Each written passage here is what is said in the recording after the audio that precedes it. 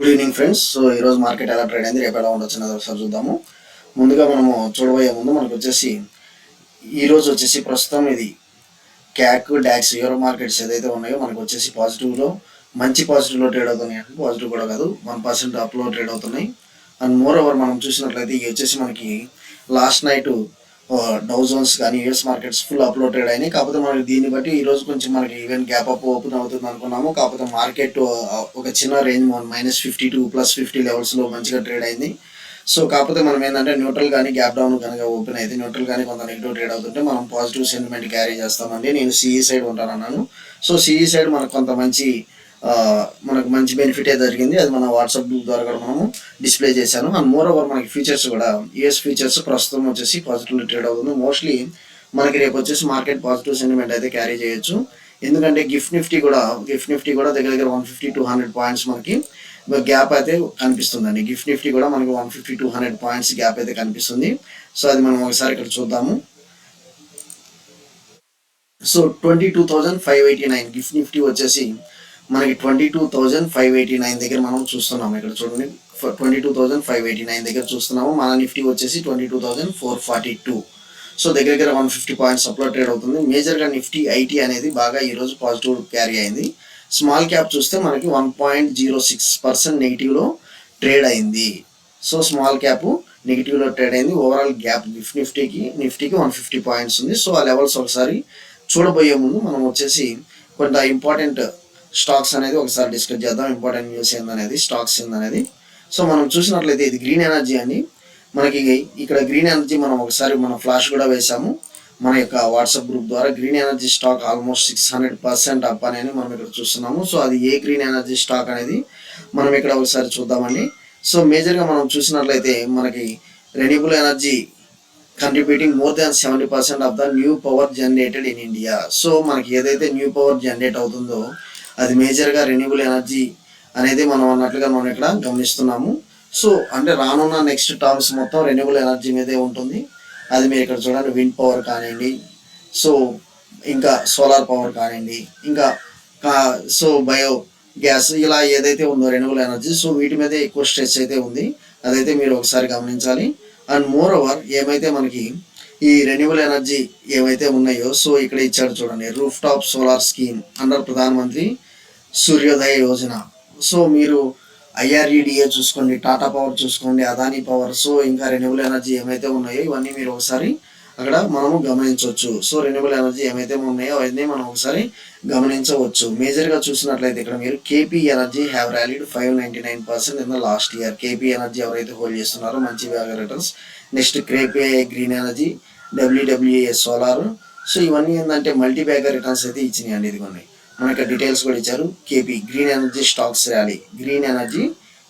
Rally అన్నట్లుగా మనం ఇక్కడ చూస్తున్నాము. ఏమైతే గ్రీన్ ఎనర్జీ స్టాక్స్ ఉన్నాయో ఇవన్నీ మంచిగా ఇచ్చిన Adani green energy, Orion green power, BF utilities, SJVN solar, KPI green energy, KP energy, energy development companies, ఇలా నెంబర్ ఆఫ్ మనకి స్క్రోలింగ్స్ వస్తానే ఉన్నాయి స్టిల్. సో ఎందుకు గ్రీన్ ఎనర్జీ తీసుకోవాలనేది కూడా మనం ఇక్కడ చూస్తున్నాము. గ్రీన్ ఎనర్జీ స్టాక్స్ ఎందుకు తీసుకోవాలి, ఎంత ప్రొజెక్షన్ ఉంది. So the revised target is 50% of its energy requirements from renewable energy by 2030. So ఏదైతే ఉందో ప్రస్తుతము ఇదేంటంటే మేజర్గా solar, wind and hydro etcetera. Okay, ఇవన్నీ renewable sources. And moreover in 2023 India వచ్చేసి 30 బిలియన్ గ్రీన్ క్యాపిటల్ ఎక్స్పెండిచర్ అనేది చేసింది అన్నట్లుగా మనం ఇక్కడ చూస్తున్నాము. అండ్ ఇది expected to grow more than $400 billion. So in this coming 10 years అన్నట్లుగా. సో అందువల్ల ఏంటంటే మీరు ఏదైనా కానీ గ్రీన్ ఎనర్జీ స్టాక్ మీరు తీసుకోండి అండ్ వాటిని అలా వదిలేసేయండి. అండ్ మోర్ ఓవర్ సో మీరు మల్టీ బ్యాగర్ స్టాక్స్ అయితే మీ యొక్క పోర్ట్ఫోలియోలో ఉన్నట్లు మీరు ఎజ్యూమ్ చేసుకోవచ్చండి. సో ఎనీ స్టాక్, ఇది solar panel, solar inverters, so ఇవన్నీ, ఇది ఎన్ నెంబర్ ఆఫ్ మనకి ఏంటంటే దీని మీద సో ఎన్ నెంబర్ ఆఫ్ మనం డిస్కస్ చేస్తూనే ఉన్నాము. మీరు వాటిని కనీసం గ్రీన్ ఎనర్జీ రెండు అయితే, అందుకే నేను టాటా పవర్ మాట మీకు ఎందుకు చెప్తున్నాను, టాటా పవర్ అంటే it is one of the green energy stocks కాబట్టి. ఓకే, సో అందువల్ల ఏంటంటే మీరు మేజర్గా గ్రీన్ ఎనర్జీ స్టాక్స్ మీ పోర్ట్ఫోలియోలో అయితే పెట్టుకోండి. ఓకే, నెక్స్ట్ వచ్చేసి ఇది హెచ్పిసిఎల్ అనేది రీసెంట్గా మనకు వచ్చేసి హెచ్పిసిఎల్ అనేది నేను ఇప్పుడు డిస్కస్ చేయాలనుకుంటున్నాను. ఎందుకంటే ఇది వచ్చేసి బోనస్ ఇష్యూ అనేది ఇస్తుంది. సో ఆల్రెడీ స్టాక్ వచ్చేసి మల్టీ బ్యాగర్ రిటర్న్స్ ఇచ్చినట్లుగా మనం ఇక్కడ చూస్తున్నాము. ఆల్రెడీ స్టాక్ వచ్చేసి మల్టీ బ్యాగర్ రిటర్న్స్ ఇచ్చినట్లుగా మనం ఇక్కడ చూస్తున్నాము. అండ్ మోర్ ఓవర్ ఇది ఏంటంటే దగ్గర దగ్గర 2:1. So 2:1 shares. మీ దగ్గర కనుక ఒక గ్రీన్ ఎనర్జీ స్టాక్ ఉంటే 2 shares for every 1 held earlier in 2016. So ఎవరి దగ్గర అయితే వన్ షేర్ అయితే ఉంటుందో వాళ్ళకి 2 shares అనేది ఇస్తున్నట్లుగా మనం ఇక్కడ చూస్తున్నాము. Bonus shares, it had earlier issue bonus shares in the ratio 2:1, meaning 2 free shares for everyone held earlier in 2016. The company had approved bonus issue in the proportion of 1:2 in 2017.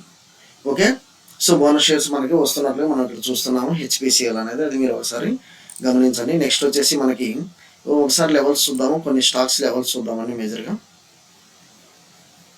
కొన్ని stocks మేజర్గా ఇది Hind petroleum HPCL అని మనం ఇక్కడ discuss చేసాము. ఇది వచ్చేసి day candle. మీరు ఇక్కడ చూడవచ్చు. మనం వచ్చేసి డే క్యాండిల్, ప్రస్తుతం వచ్చేసి డే క్యాండిల్ అనేది మనము డిస్కస్ చేస్తున్నాము. డే క్యాండిల్లో నాకు వచ్చేసి ఇది వచ్చేసి మనకి మేజర్గా ఈ 440 లెవెల్స్. ఒకవేళ మీరు దీనిలో కనుక ట్రేడ్ చేయాలనుకుంటే మాత్రం ఈ లెవెల్ కంటే డౌన్ అంటే 480 లెవెల్స్ S1 పెట్టుకొని మీరు వచ్చేసి ఇది వచ్చేసి ఎంటర్ అవ్వండి. మనకు వచ్చేసి 480 లెవెల్స్ పెట్టుకొని మీరు ఎంటర్ అవ్వండి. 480 లెవెల్స్ స్టాప్ లాస్ పెట్టుకొని మీరు ఎంటర్ అవ్వచ్చు. ఎందుకంటే మనకి ఇక్కడ నుంచి మంచి గ్రీన్ పికప్ అయితే మనకు వచ్చేసి అప్ సైడ్ మూమెంటం ఉంది కాబట్టి. సో నాకు ఈ లెవెల్ వచ్చేసి మేజర్ స్టాప్ లాస్ అనేది ఇక్కడ మేజర్ రెసిస్టెన్స్గా ఉపయోగపడుతుంది అనేది నేను అనుకుంటున్నాను హిందుస్థాన్ పెట్రోలియం. కాకపోతే ఎప్పుడైతే మనకి బోనస్ ఇష్యూ షేర్ చేస్తారో, సో ఇది వచ్చేసి ఇప్పుడు 500 రూపీస్ ఉంది. దీన్ని 1:2 షేర్స్ అంటే ఆల్మోస్ట్ ఇది వచ్చేసి మనకి ఎవ్రీ షేర్కి 2 extra షేర్స్ అంటే డివైడెడ్ బై 3 చేయండి.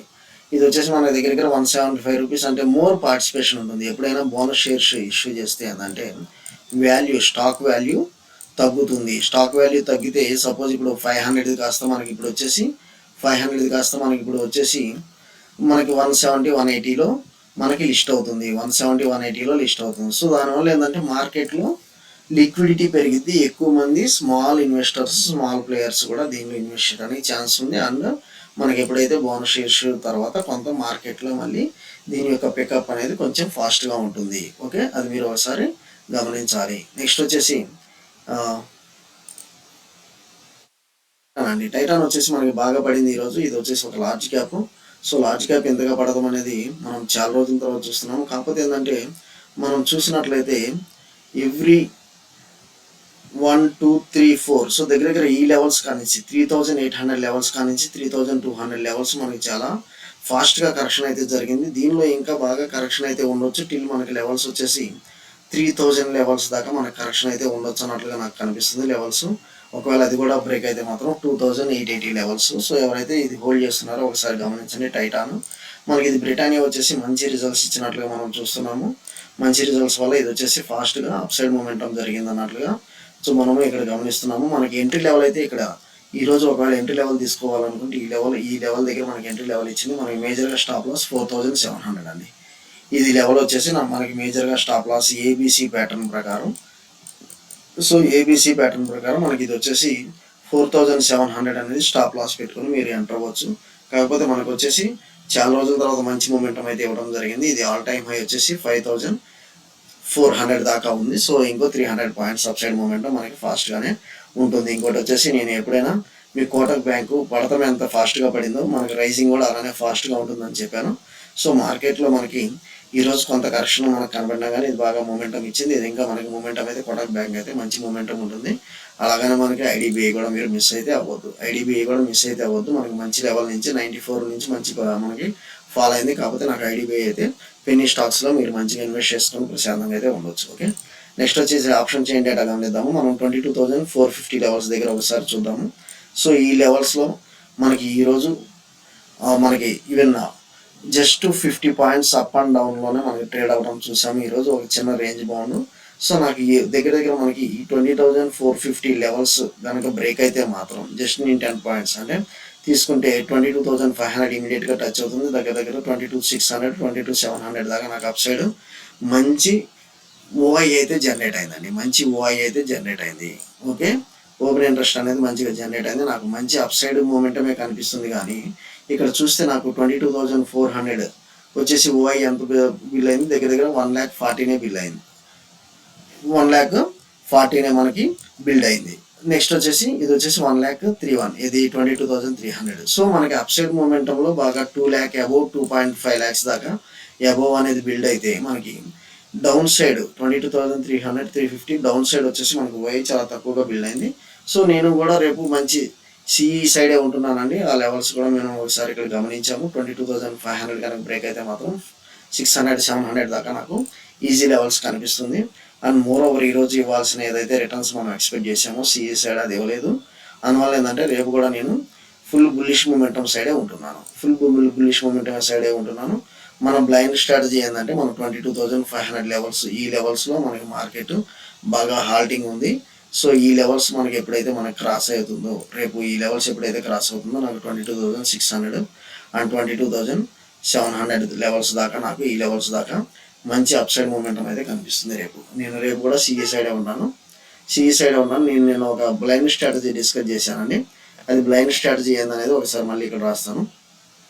సో రేపు కూడా అది మీరు వాడచ్చా లేదా అనేది బ్లైండ్ స్ట్రాటజీ. సో ఏదైతే నేను బ్లైండ్ స్ట్రాటజీ ఈరోజు వాడి కొంత రిటర్న్ అయితే పొందానో, రేపు కూడా ఒకవేళ నాకు సేమ్ ఈ లెవెల్స్ దగ్గర జస్ట్ ఒక 30-40 లెవెల్స్ దగ్గర కనుక నాకు ఇదైతే మాత్రం 30-40 లెవెల్స్ దగ్గర కనుక నాకు మార్కెట్ ఓపెన్ అయితే మాత్రం నేను ఇమీడియట్గా వెళ్తాను. ఎందుకంటే నాకు యుఎస్ మార్కెట్స్,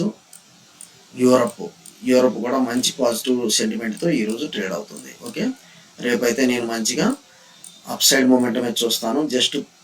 జస్ట్ నిఫ్టీ కానీ బ్యాంక్ నిఫ్టీ కానీ 30-40 పాయింట్స్ రేంజ్లో కనుక ఓపెన్ అయితే మాత్రం నేను మళ్ళీ రేపు 30-40 పాయింట్స్ రేంజ్లో కనుక ఓపెన్ అయితే మాత్రం నేను అప్సైడ్ మూమెంటంకే వెళ్ళిపోతాను. ఓకే, అప్సైడ్ మూమెంటంకే వెళ్ళిపోతాను. సో సేమ్ హోల్డ్స్ కూడా బ్యాంక్ నిఫ్టీ కూడా మనం ఒకసారి లెవెల్స్ ఇది ఒకసారి చూద్దాం. బ్యాంక్ నిఫ్టీ లెవెల్స్ ఒకసారి చూద్దాము. బ్యాంక్ నిఫ్టీ కూడా మనకి జస్ట్ ఏదైతే లెవెల్స్ మనము నిన్న గీసామో ఆ లెవెల్స్ మధ్యలోనే ఇది క్లోజ్ అవడం జరిగింది. నేను రేపు ఒకవేళ తీసుకుంటే మాత్రం మేజర్గా ఈ యొక్క 48,773 స్టాప్ లాస్ పెట్టుకొని నేను ఎంటర్ అవుతాను. ఇది యొక్క స్టాప్ లాస్ పెట్టుకొని నేను ఎంటర్ అవుతాను. అప్సైడ్ మూమెంటం ఎంటర్ అవుతాను. దగ్గర నాకు 49,600 అండ్ నెక్స్ట్ వచ్చేసి 50,000. సో నాకు వచ్చేసి రేపు 49,000 వన్స్ బ్రేక్ అవుతూ ఉంటే మాత్రం నేను ఇమీడియట్గా 49,200 ఫస్ట్ టార్గెట్ 1, తర్వాత వచ్చేసి నాకు టార్గెట్ 49,600. ఓకే, నేను రేపు కూడా ఓన్లీ అప్సైడ్ మూమెంటమే చూస్తున్నాను. ఓన్లీ సిఈ సైడే ఉంటాను. ఓకే, థ్యాంక్ యూ అండి. Follow for important updates.